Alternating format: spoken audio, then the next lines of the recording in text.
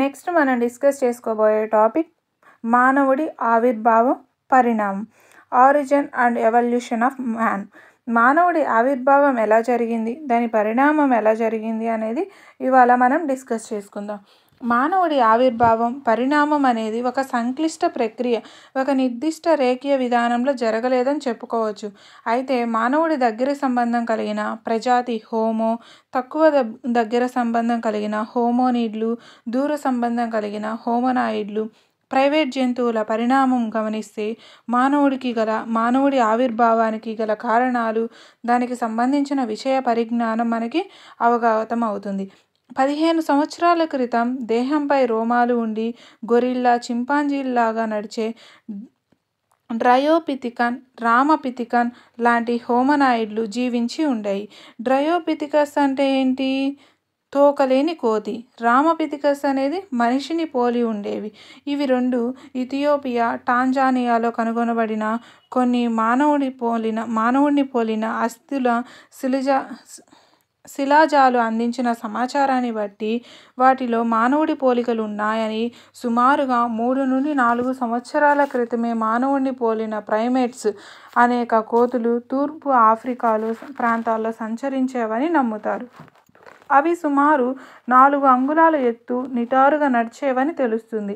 సుమారుగా 2 మిలియన్ సంవత్సరాల క్రితం ఆస్ట్రలోపిథికస్ అనే కోతి తూర్పు ఆఫ్రికా పచ్చిక మైదానాల్లో నివసించేదని, మానవుడిని పోలిన జీవి హోమో హాబిలస్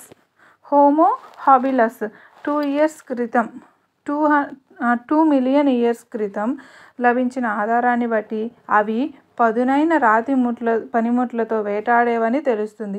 కానీ అతి ముఖ్యంగా పళ్ళతో తినేవి. వాటి కపాల సామర్థ్యాన్ని సుమారు 650 నుండి 800 సీసీల మధ్య ఉండేది. బహుశా అవి మాంసాన్ని తిని ఉండకపోవచ్చు. అయితే 1891 సంవత్సరంలో జావాలో దొరికిన శిలాజాలు ఆ తర్వాత దశకు చెందిన హోమో ఎరెక్టస్కు చెందిన 1.5 మిలియన్ సంవత్సరాల పూర్వం ఉన్నవి. హోమో ఎరెక్టస్ తులనాత్మకంగా పెద్దదైన కపాల సామర్థ్యం కలిగి ఉంది, సుమారుగా 900 సీసీ. బహుశా ఇవి మాంసాన్ని కూడా తిని ఉండొచ్చు అని మనం ఒకసారి గమనించవచ్చు. నెక్స్ట్ హోమో ఎరెక్టస్, హోమో ఎర్గాస్టర్ ఆఫ్రికాలో విస్తరించినవి. ఆ తర్వాత ఆఫ్రికాను వదిలిన మొదటి జీవులుగా కూడా ఇవే గుర్తించబడ్డాయి. ఆ తర్వాత ముఖ్యమైన దశ హోమో నియాండర్థాలెన్సిస్. వీటి కపాల సామర్థ్యం 1400 సీసీ నుండి వరకు 1,00,000 నుండి 4,000 సంవత్సరాల క్రితం తూర్పు మధ్య ఆసియా ప్రాంతాల్లో నివసించేవని తెలుస్తుంది.